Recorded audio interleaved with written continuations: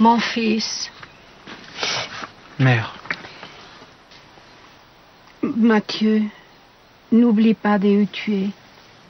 Pour savoir d'où je suis, mère, premièrement, il faut savoir qui je suis. Mon petit, ça c'est la croix de ton père. Que son souvenir te guide là-bas où le chemin te mène. Mère, prends soin de toi. Au revoir, mon fils. Au revoir.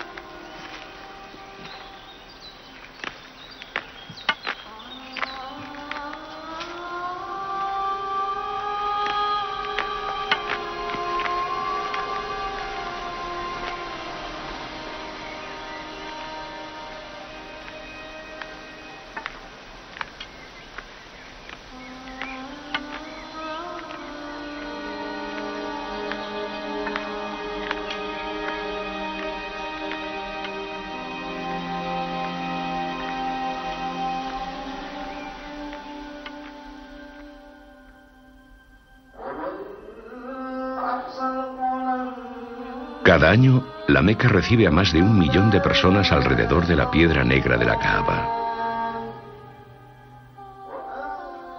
En las orillas de los ríos sagrados se concentran miles de seguidores del hinduismo. El agua y la piedra son elementos comunes a muchos de estos viajes rituales a los que han dado lugar todas las grandes religiones. Una concepción de la vida como viaje, una forma de purificarse, una búsqueda interior. ¿Qué lleva a los hombres a convertirse en peregrinos?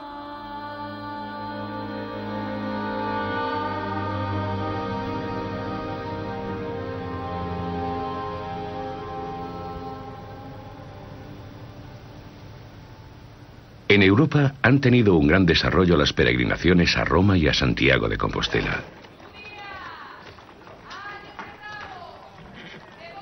Cenouras, pementos, leitugas frescas, xudías, allos e rabos, cebolas, cenouras, pementos, leitugas frescas. Que me levas, estranxeiro?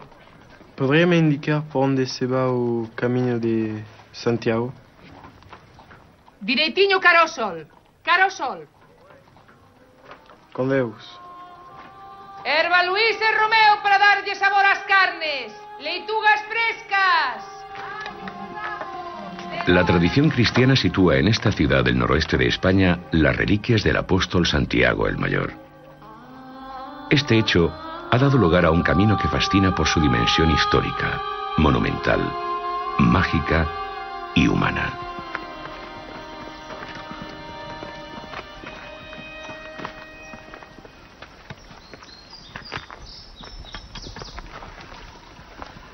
Desde el siglo IX, millones de peregrinos han seguido esta misma ruta.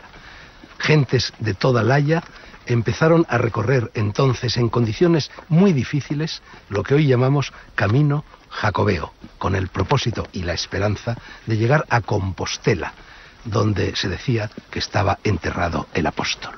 Pero las personas no emprenden aventuras tan descomunales, animadas solo por motivos litúrgicos. Desde la más remota antigüedad, la peregrinación es un fenómeno consustancial al ser humano que ve en ella una forma de elevarse espiritualmente, de conocerse mejor, de perfeccionarse, de iniciarse.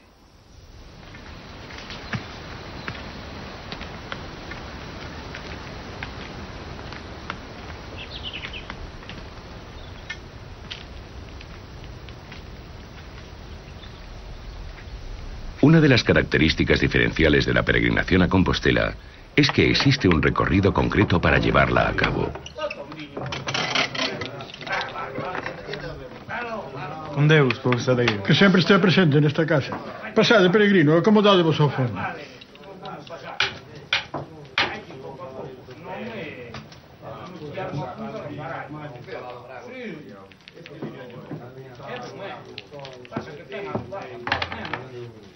Os Os dados non vos son propicios esta noite, irmán. Certamente a fortuna semella estar do voso lado da ponte.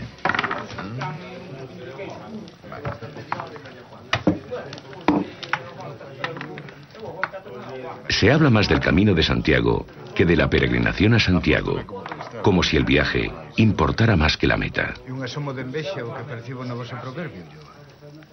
Debedes ter cuidado, pois tratase dun gran pecado. Muchos le reconocen capacidad para transformar al viajero, lo que lo eleva a la categoría de camino de iniciación.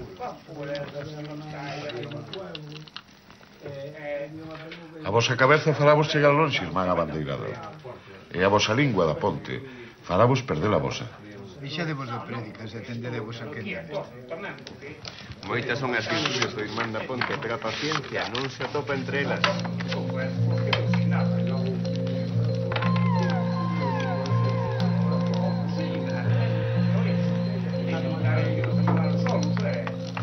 La iniciación es una búsqueda de conocimiento y de superación interior. En las grandes civilizaciones de la antigüedad, la mitología era una manera velada de transmitir conocimientos.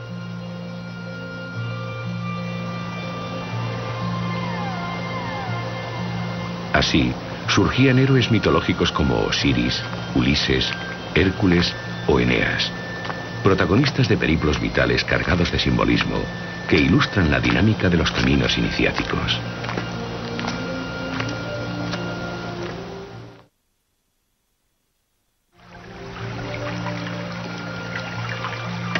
Durante el proceso de iniciación aguardan misterios, hallazgos, peligros, pruebas que el individuo debe superar. El viaje termina con una muerte simbólica que da pie a la resurrección, al nacimiento de un individuo nuevo, mejor y más sabio.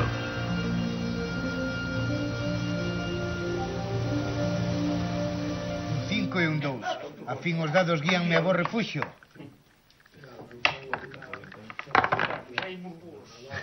A miña estrela está mudando, irmán. Tanto no xogo como no camiño, a paciencia é unha valiosa virtude. Dice la leyenda que fueron los soldados griegos los que durante el sitio de Troya inventaron un juego de gran simbolismo iniciático, la oca. Este ave es la mejor aliada del jugador en su avance por las casillas dispuestas en espiral, donde aguardan numerosos peligros y dificultades. Para los antiguos, la oca era un animal benéfico, símbolo del traslado del alma al más allá. Al igual que la espiral, la piedra o el agua, la oca es un símbolo tan antiguo como cargado de significado, que acompañará al viajero hacia Santiago de Compostela y más allá.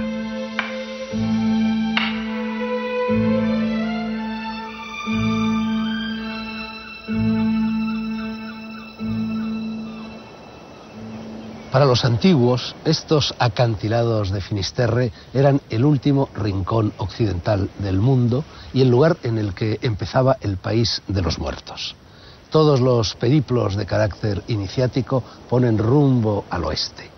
Allí va la diosa Ka de los egipcios, allí van las almas de los difuntos en la cultura celta y allí busca Ulises la isla de Ítaca.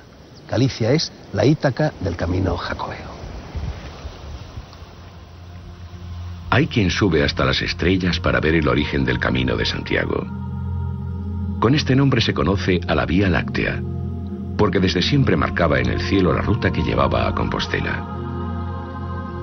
También hay quien defiende que el camino sigue un eje de importantes fuerzas telúricas. Ambos elementos apoyarían la tesis de que la ruta jacobea ya existía antes del descubrimiento de la tumba del apóstol.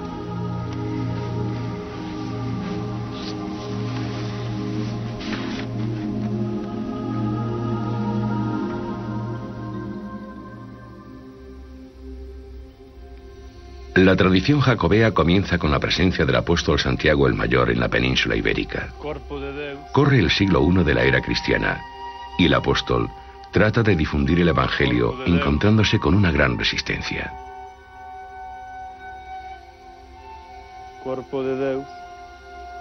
Regresa a Palestina, donde al poco tiempo es decapitado por orden del rey Herodes Agripa, que quiere dar un escarmiento al incipiente cristianismo.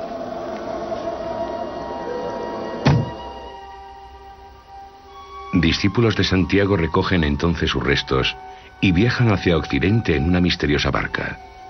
Días después, arriban a la localidad de Iria Flavia, en Galicia. En un monte próximo, los discípulos dan sepultura a su maestro. En los siglos siguientes, Galicia será invadida por diferentes pueblos. Esto explicaría que los restos del apóstol se mantuviesen escondidos y con el paso del tiempo se perdiese la memoria de aquel enterramiento.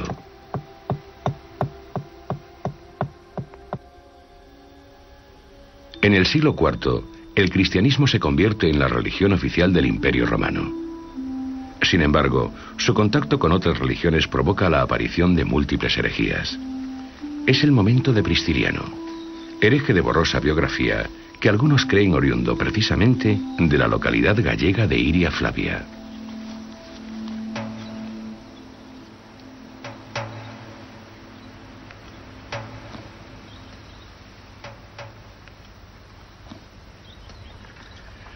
Prisciliano predica un cristianismo en el que las verdades de la fe pueden alcanzarse a través de la razón. Se trata, pues, de una religiosidad de tipo gnóstico, no agnóstico, mezclada con un componente de comunión con la naturaleza que encuentra su mejor caldo de cultivo en la Galicia mística de los viejos cultos, al sol y a la piedra. Pero esa heterodoxa visión del cristianismo saltará las bardas de su corral y se extenderá ultrella más allá de las fronteras gallegas. La doctrina priscilianista se difunde por todo el oeste de la península ibérica y su artífice es nombrado obispo de Ávila. Pero pronto será acusado de herejía, juzgado en la ciudad alemana de Treveris y condenado a muerte por decapitación. Ad iliam patriam revertatur. Ubimo non est.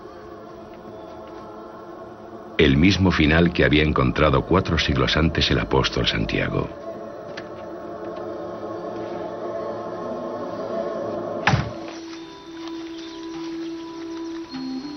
Los restos de Prisciliano también fueron reclamados por un grupo de discípulos que al parecer volvieron con ellos a Hispania.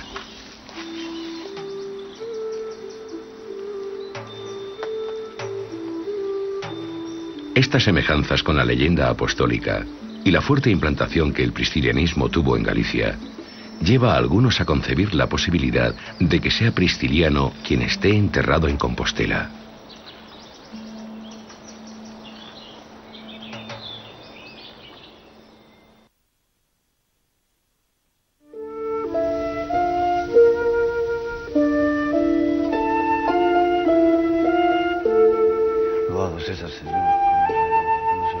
Hacia el siglo IV también florece el fenómeno de los eremitas, que por su concepción personal del cristianismo tampoco encajan bien en el proceso de unificación religiosa.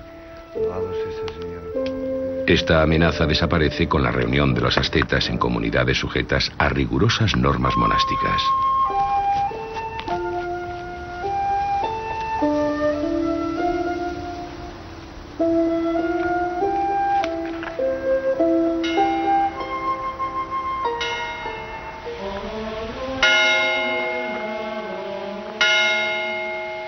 En los siglos posteriores, los monasterios se convertirán en verdaderos centros de poder de la Europa feudal, gracias a las donaciones reales y nobiliarias en su favor.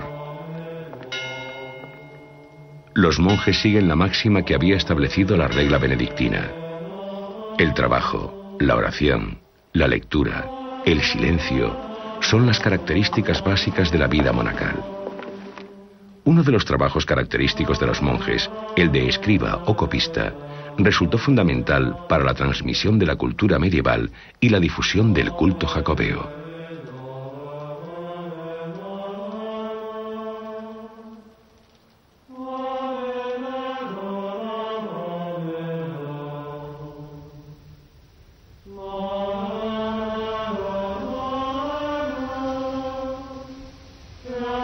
Al pie del Camino de Santiago se levantarán grandes monasterios, como el de San Juan de la Peña en Aragón, el de Leire en Navarra o el de Sahagún en León, que serán fundamentales en la historia de estas regiones.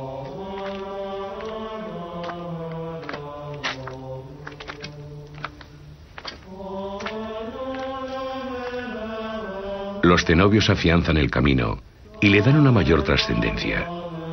Pero, ¿por qué comienza la peregrinación a Compostela?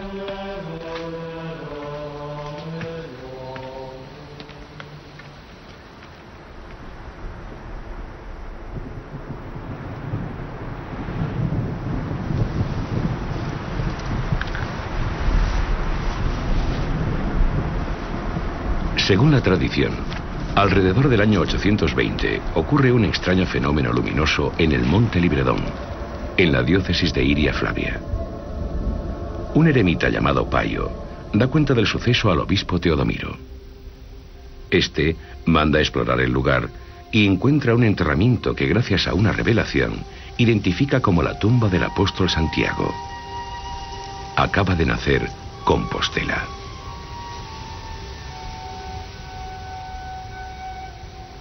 La noticia del hallazgo apostólico no tarda en llegar a Asturias. El monarca asturiano, Alfonso II el Casto, acude raudo a Galicia para visitar el sepulcro, invoca a Santiago como patrón de su reino y manda construir la primera de las basílicas compostelanas.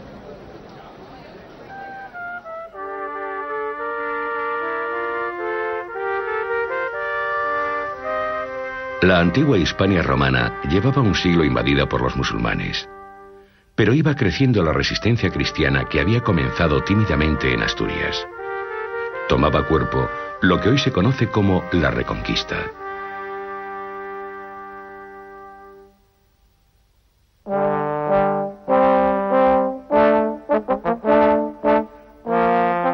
En ese contexto, la figura del apóstol Santiago aparece como un poderoso instrumento político y religioso que puede unificar la lucha contra el Islam.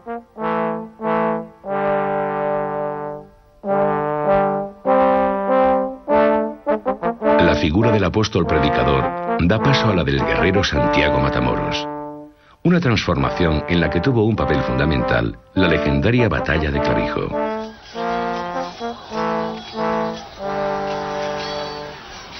Alrededor del año 844, en la localidad riojana de Clavijo, el rey Ramiro I se enfrenta a los musulmanes con escaso éxito, hasta que recibe el apoyo del apóstol Santiago. Este aparece a lomos de un caballo blanco, conduciendo a los ejércitos cristianos a la victoria.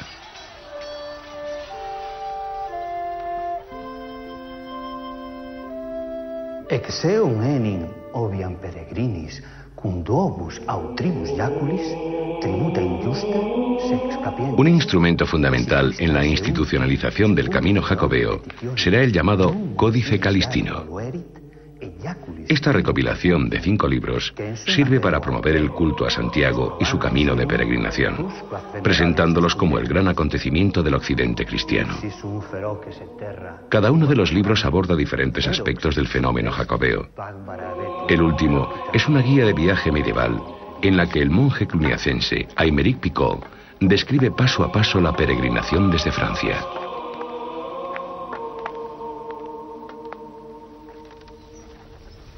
Procedentes de la mayoría de pueblos de Europa, son muchos los que peregrinan a Compostela, pero también los que se establecen en el camino como comerciantes, contribuyendo a repoblar los territorios ganados con la Reconquista. Oh, on peut t'aider, mon ami? Eh bien, si vous allez à Saint-Jacques, cela m'aiderait très bonnement. Ton chemin est notre chemin. Monte et que la bonne chance nous accompagne. Merci.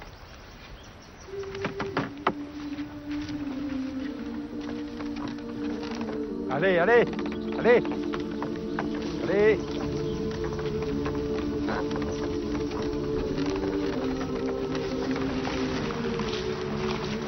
Gracias a la ruta jacobea, los nuevos reinos hispanos nacidos en este período toman contacto con el occidente europeo. Fluyen la economía, la cultura, el arte. Una Europa primigenia crece a la orilla del Camino de Santiago.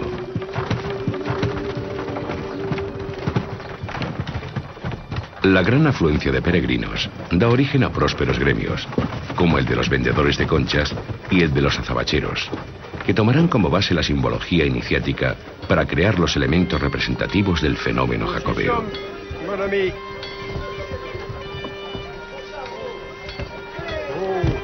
A la concha de Vieira, símbolo de la peregrinación a Compostela, se le atribuirá un poder milagroso otorgado por el apóstol. Vieiras das praias da fin do mundo, estranxeiro. La leyenda dice que la barca en la que llegaron sus restos traía ejemplares de este molusco pegados en el casco. Pero la Vieira era el símbolo de Venus, la diosa del amor y de la belleza. Y ya los cartagineses y los romanos llevaban prendida esta concha en la ropa con una finalidad protectora. Apenas un maravedí de prata.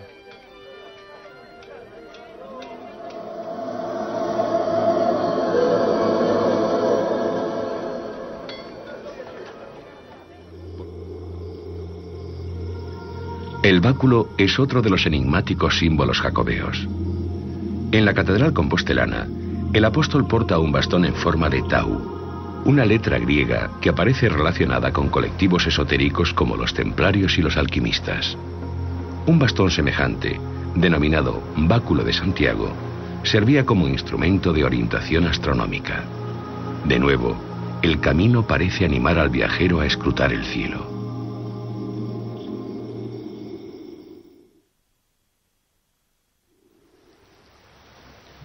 El desarrollo de la arquitectura románica y la necesidad de infraestructuras harán de los constructores un factor fundamental en el despliegue del Camino de Santiago, pero su importancia irá mucho más allá de la meramente técnica, por lo elevado de sus conocimientos, por su organización en sociedades gremiales cerradas y secretas, por su forma de concebir la arquitectura sagrada y por la cantidad de símbolos esotéricos que inscriben en ella. Los maestros constructores llegarán a ser otra de las piezas iniciáticas esenciales en la configuración del gran mosaico jacobeo.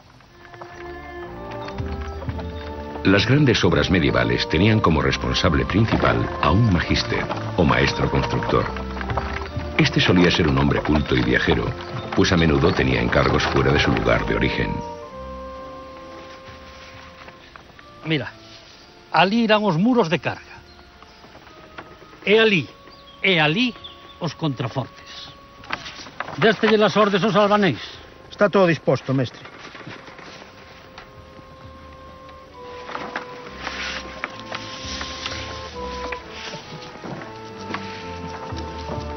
Los maestros tenían amplios conocimientos para afrontar todo el conjunto de los trabajos y, por tanto, gran capacidad de organización, invención y desarrollo constructivos.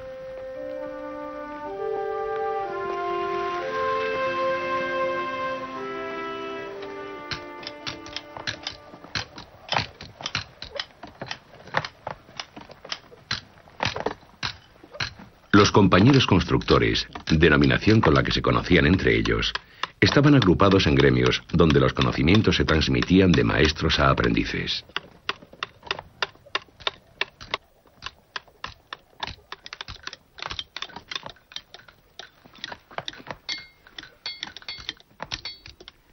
Saúde, paio. Como avanza o novo aprendiz? Como creo en Deus, que conseguiremos facer del un digno canteiro. Espéranse de ti grandes cousas, rapaz. Coa axuda de Deus, espero ser digno da vosa confianza.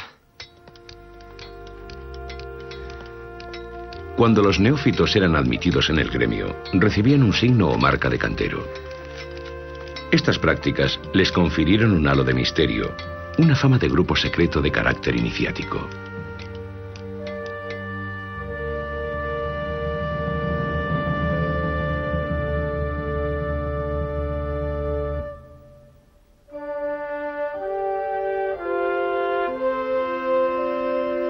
Las marcas de cantero pueden ser la forma que tiene cada obrero de identificar su trabajo y reclamar el salario correspondiente. Pero hay quien destaca las semejanzas entre estas marcas y los petroglifos gallegos, y quien las compara con los signos empleados por los arquitectos caldeos, helénicos y egipcios.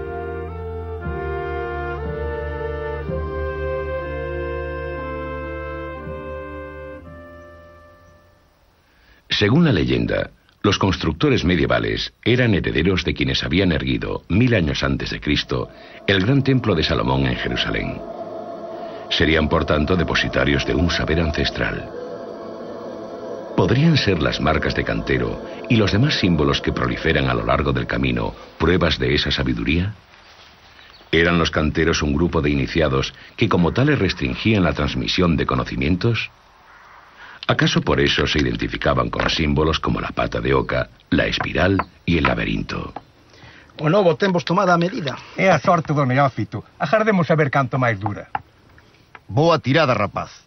Non crees, Doménicus? A súa firma deberá ser o martelo e os dados.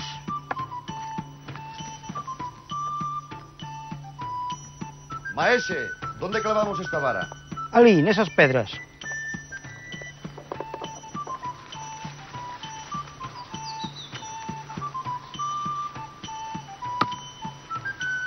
Ese halo de misterio que envuelve a los constructores añade sentido espiritual a sus edificios. Dispón unha pica no punto marcado. Como dispoñades? Los templos románicos se orientan al este, hacia Jerusalén y el nacimiento del sol. En esa dirección se sitúa la cabecera, mientras que la fachada principal mira a occidente. Cesade ben o bramante.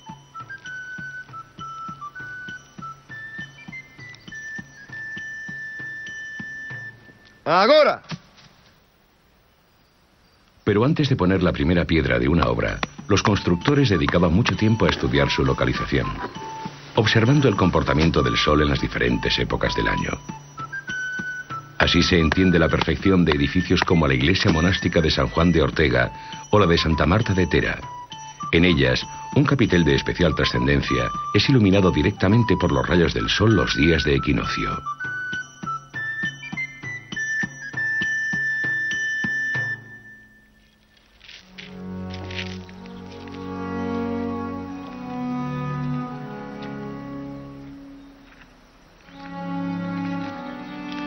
Los templos románicos están concebidos en función de su significado religioso. La planta preferida tiene forma de cruz latina, con una o varias naves longitudinales atravesadas por un crucero y rematadas por una cabecera con ábsides. La nave simboliza la enseñanza y prepara al fiel para su encuentro con Dios, que se produce en el transepto, donde se unen los brazos de la cruz y donde el templo se eleva hacia el cielo, señalando la unión con el Todopoderoso.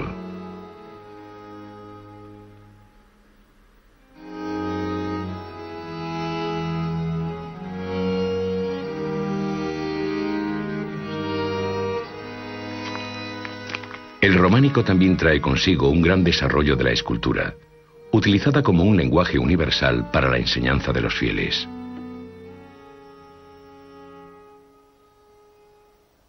Para eso, las figuras ganan expresividad y ocupan lugares estratégicos del templo, como las portadas y los capiteles de las columnas. El Apocalipsis era uno de los temas más representados, aprovechando los motivos popularizados por Beato de Liébana a finales del siglo VIII. Las ilustraciones de los códices sirven de modelo para esculpir ángeles, monstruos, escenas pecaminosas, el infierno, motivos escultóricos con los que se trata de impresionar a los fieles.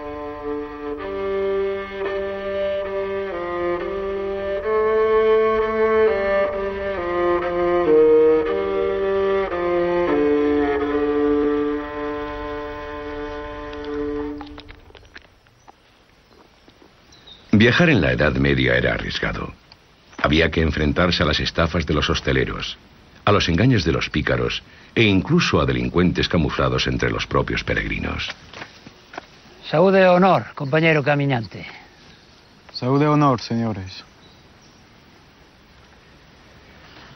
Os meus camaradas e máis eu preguntábamonos acerca do contido da vosa bolsa. O contido da miña bolsa non é da vosa competencia. Veña, danos todo o que leves. Non levo nada. Non abuses da miña paciencia, necio! Que levas aí? Unha cruz de madeira. Por se non te decataches, non somos cabaleiros, precisamente.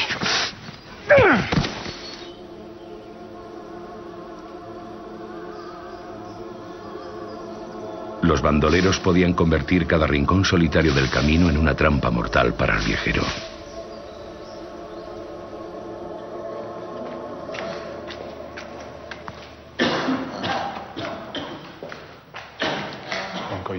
Beltrán, un pouco será o que por él poda facer o padre Osorio. Pero la hospitalidad era un valor en alza que ayudó a sostener la ruta jacobea.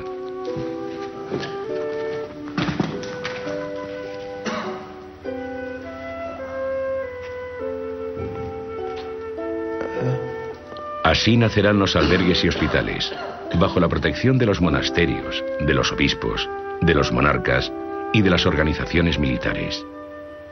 En el camino actuaron órdenes como la de Santiago, la de San Juan de Jerusalén o la del Temple, nacidas del ambiente religioso y caballeresco de la época e impregnadas por el espíritu de cruzada.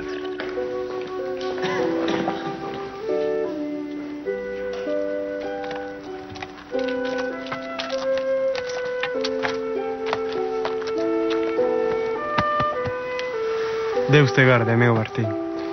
Se prudente, grate dos perigos do camiño.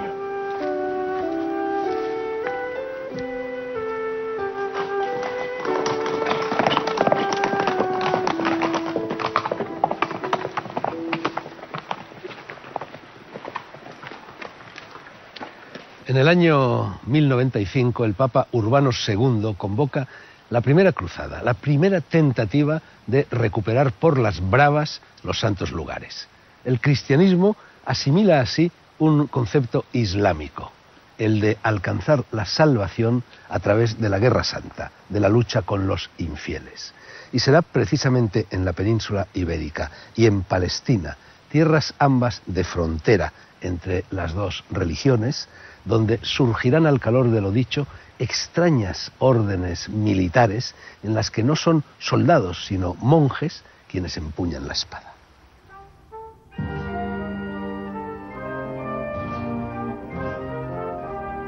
La orden más importante fue la del Temple.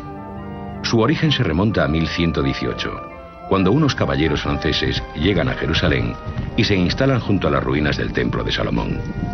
Su fin declarado es el de proteger los santos lugares.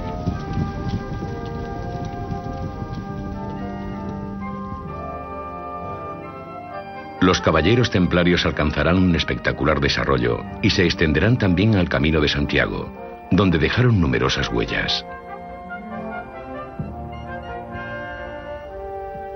La iglesia de Santa María de Unate, que muchos atribuyen a la Orden del Temple, es uno de los monumentos más enigmáticos del Camino de Santiago. Su planta tiene forma de octógono, un símbolo utilizado por los templarios que muestra el paso del cuadrado, representación de la vida terrestre, al círculo, emblema de la vida celestial.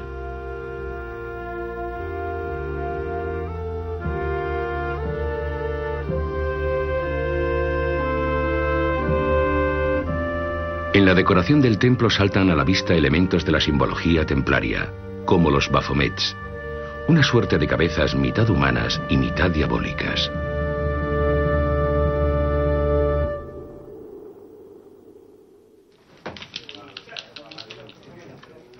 Pero la protección de los peregrinos queda en un segundo plano ante el misterio que envuelve a esta orden. Cuidade vos do tres dobre da ponte. Ainda que a túa continúe sobre os hombros, outra cabeza ronda vos. Funesto dito, irmán. Ben necio sería se temese un número. Tres dobre. Así, otra teoría sobre el juego de la oca atribuye su invención precisamente a los templarios, quienes habrían querido plasmar en él la ruta jacobea. La oca representaría la ayuda que los propios caballeros prestaban a lo largo del camino, y las demás casillas mostrarían los peligros y acontecimientos a los que debe enfrentarse el viajero.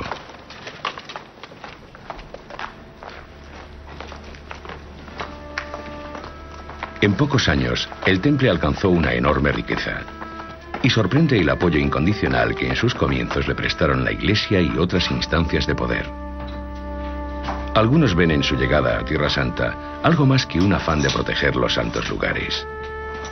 ¿Escondía el templo de Salomón fuentes inmemoriales de conocimiento? ¿No estaba también allí el origen legendario de los constructores medievales?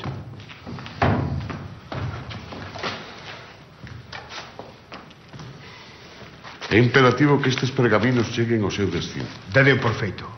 Quedade con Deus, mestre. Que Deus nos garde. Con Deus, mestre.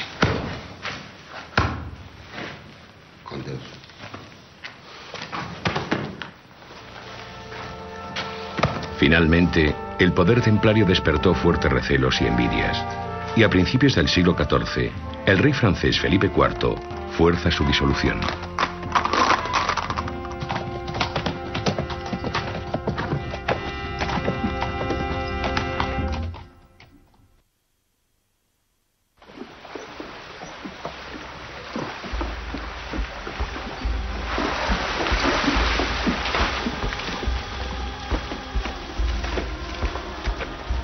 La vertiente mágica del camino también se alía con el espíritu de cruzada medieval para dar cobijo a un objeto de gran simbolismo. En la tradición cristiana, el Santo Grial es el cáliz empleado por Jesús en la Última Cena y en el que se recogió su sangre derramada en la cruz. A partir de ahí, la leyenda lo sitúa en el Montsalvat, un lugar abrupto e inaccesible que buscarán sin desmayo los caballeros del rey Arturo.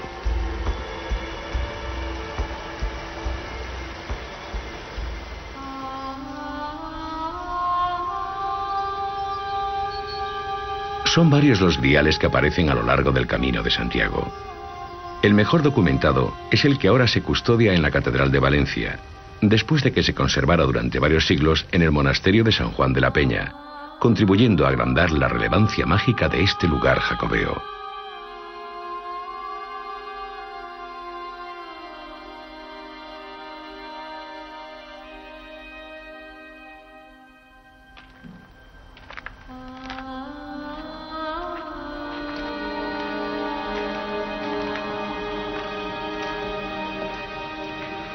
Otro hipotético grial aparece en el monte de Ocebreiro, lugar estratégico del camino por el que éste penetra en Galicia y donde algunos mitólogos creen que estaría el Montsalvat.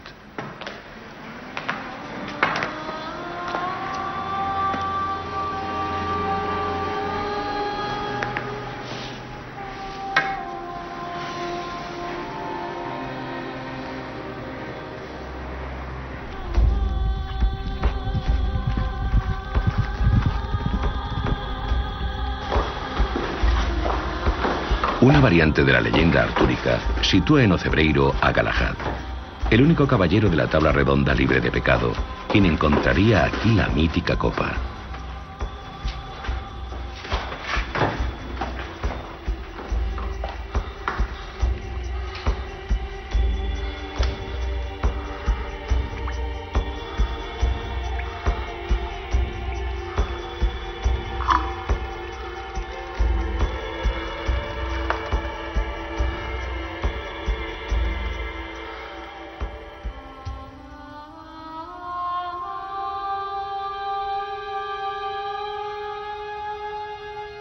Como contenedor de sangre divina, el grial es un receptáculo de sabiduría y de esencia vital. Parece el último eslabón de la cadena iniciática que conduce a Santiago de Compostela.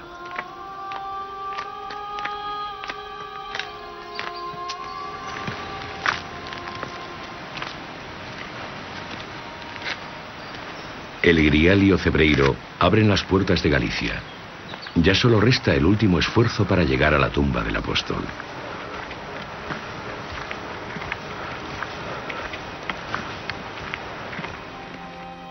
Santiago aguarda en la misma entrada de la Catedral Compostelana, en el Pórtico de la Gloria, la obra con la que el maestro Mateo culminó la escultura románica. La mayoría de los expertos ven en el pórtico una plasmación del juicio final y de la historia de la redención, tal y como se revelan en el libro del Apocalipsis, que tanta influencia tuvo en el medievo. Los ancianos músicos son una representación recurrente en el románico, al igual que el tetramorfos, los símbolos animales de los 4 evangelistas, que en este caso aparecen junto a ellos mismos. Todos rodean al Mesías, al imponente Cristo que muestra las llagas de la pasión redentora. Así que al final del camino aguardan más símbolos y el juicio final, el fin de una vida y el principio de otra, la muerte y la resurrección.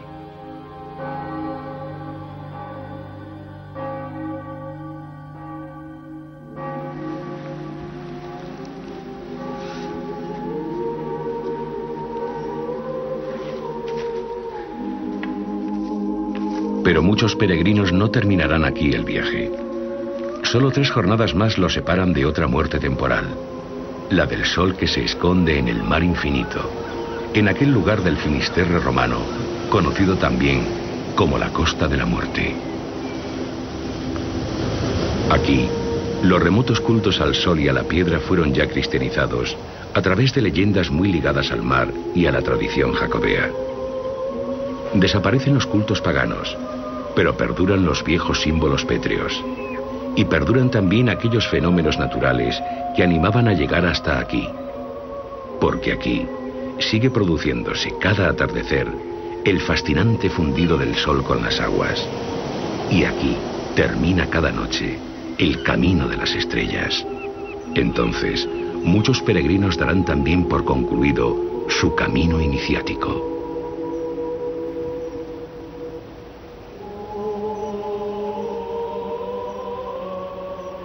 El mito egipcio de Osiris narra las vicisitudes de un dios asesinado y despedazado, cuyos restos surcan las aguas del Nilo antes de ser reunidos y devueltos a la vida. De la misma manera, los restos del apóstol Santiago llegaron, se dice, in illo tempore, a Galicia, para convertirse en un símbolo religioso que ha perdurado hasta nuestros días. Hoy, como entonces, los viajeros iniciáticos son aquellos peregrinos que al término de su viaje encuentran lo que más importa, la propia identidad. Averiguan quiénes son, aprenden a conocerse a sí mismos.